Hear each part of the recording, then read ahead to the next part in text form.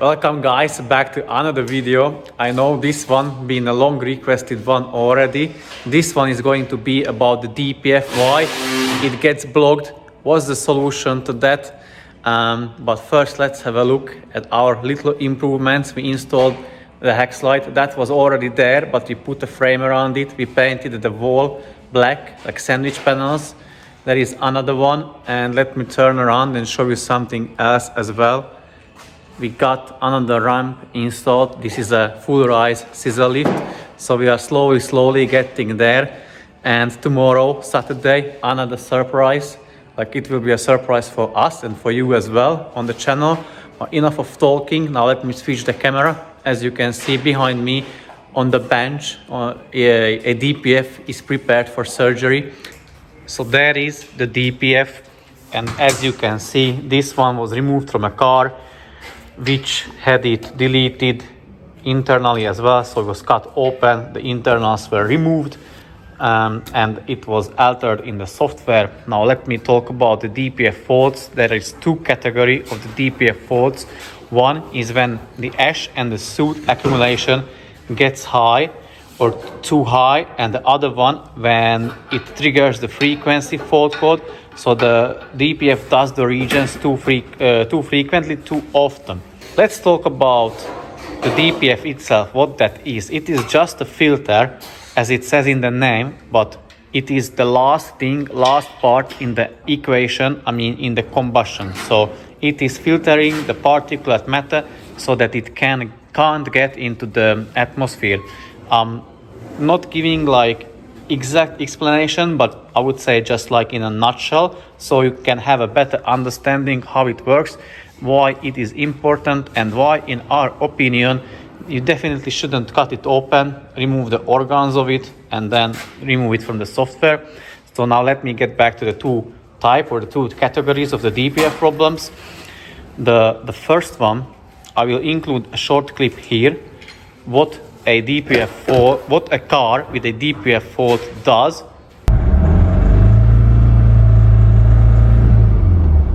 Now let me show you what I believe is the reason for the DPF being blocked. Just have a look at that heavy, massive carbon buildup. So once as you've seen that, how bad the carbon buildup was in the intake ports, and believe me or not, it was having DPF related fault codes, yet the DPF was absolutely perfect. The owner would take or have taken the car to someone, so-called DPF specialist. What they would have said or advised: hey mate, let's remove the DPF internally, do the software update, maybe a few more horses, and you are happy to go.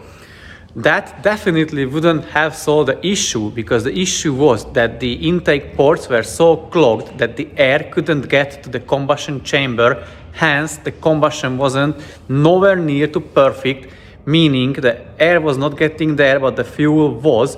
So it was kinda overfueling, or it wasn't burning the excessive fuel, and that ended up in the DPF and blocking the car, or blocking the DPF. So it got blocked because of lack of air, and in that case too much fuel into the combustion chamber, and that blocked the DPF. It threw a DPF fault code, but the reason or the problem or the root of the problem wasn't the DPF. As I said, that was the last thing in the equation which triggered the fault code. It didn't trigger no EGR fault code, because one specific tube in these Skyactivs would or will trigger that EGR fault code, which very likely wasn't completely blocked, so it was still letting a little bit of air through it and didn't trigger the fault code. So that's why it threw a DPF fault code, because it took a while till it threw that fault code, because the DPF was doing the region, doing it until it got so full that it couldn't do it anymore, and it wanted to let the ECU know and the owner know that, hey buddy, I'm full of shit. So he needed to get rid of it. So yeah, definitely a remap, a chip tuning, or a DPF delay wouldn't solve that issue, and it would cause more harm and also in terms of cost, it would cost the owner a lot more, because after the delete it had to be reinstated back to original. So the DPF had to be put back, either a used one, a brand new one, software back to original, and then we would be on ground zero and could start everything all over again. But luckily the owner came to us, so it's not from his car. We didn't even touch the DPF. We've done the carbon cleaning. I already knew what the problem will be, because we've seen that quite a lot already. I couldn't even rev the engine over 3000 RPM, so I knew that there is a restriction of some sort. Done the carbon cleaning, few other bits on that car, took it for a test drive, forced one region. Very important, I didn't do a forced region, but I forced one region out of the car with resetting the adaptations for the DPF, done one region, checked the values, all okay. I could return the car, happy days, the customer was happy as well. Now this second case, the frequency of the DPF regions, what that means and why it is getting triggered and what's the solution to that. Here it is, the injectors. We have few for the 1.5 diesel as well, but these, the longer ones, they are for the 2.2 Skyactiv diesels. So again, same thing. Why this is causing the DPF frequency fault code?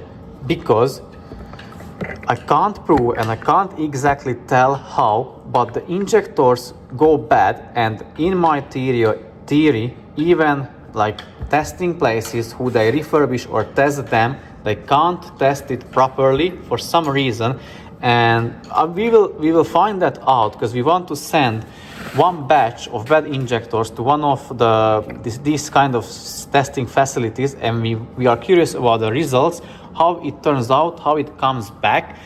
We don't want to expose anybody, it's not about that, we're just curious about the results, because we know we have like 2 batches of bad injectors which we know about them that they are bad. We just want to see if they come back as passed the test or not. So back to the topic, the injectors are causing the DPF frequency or the too frequent DPF region fault codes, because there is a thing called cavitation erosion, which, because of the high pressure, as the whole system, the fuel system works at very high pressure. I don't know from top of my head, I don't want to be wrong, but if I have to guess, I believe it's even 40,000 bars or so. But again, feel free to correct me in the comment section if I said it wrong. But the main what you need to be aware that it is very high pressures, and at those high pressure there are, I believe, pressure differences, and bubbles are forming inside the injectors as well, and then they explode and causing a surface destruction. So I can't show you, because you would need a magnifier or some sort of glasses or glass, maybe a microscope, that you can actually see the tip of the nozzle.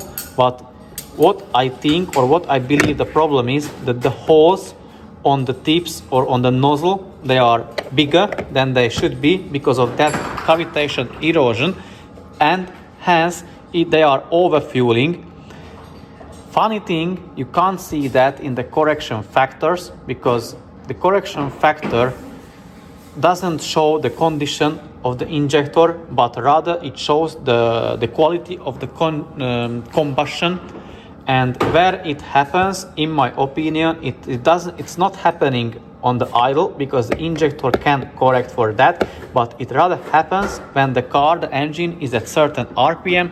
That's when it is overfueling and again blocking the DPF filter and triggering the frequent DPF region fault code. How we sort it, it may sound funny. We have sets of injectors. We bought from our own money like 4 brand new ones, so we can test and verify our theory first. So we swap them out, do like 120 miles and see if the car does the region. If it doesn't, we know that the injectors are at fault, and from there, because you cannot tell which ones are good, which ones are not, we install one batch of injectors to the car and do the same thing, see the regions when they are happening, If the regions are not too often, happy days, we leave the injectors in the car, in the engine, and the client can go and take his car back. Another thing what can cause the DPF, it's not about the frequency, but again, the first category, like high soot and ash accumulation, is the camshaft. How? Because if it gets worn, then it means it's not opening every second exhaust valve when it should, and excess exhaust gases, hot gases, are still in the combustion chamber.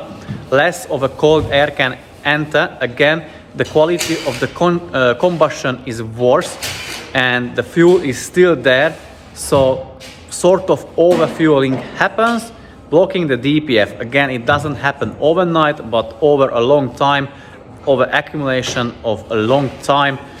So yeah, guys, pretty much this was it. Please don't delete the DPF, don't cut it out, don't remove the internals of it. It's not gonna be the solution. You will end up paying more in the end of the day than actually fixing what it is causing it to get blocked in the first place. So yeah, thank you very much for watching. See you soon in the very next video. Until then, take care and bye bye.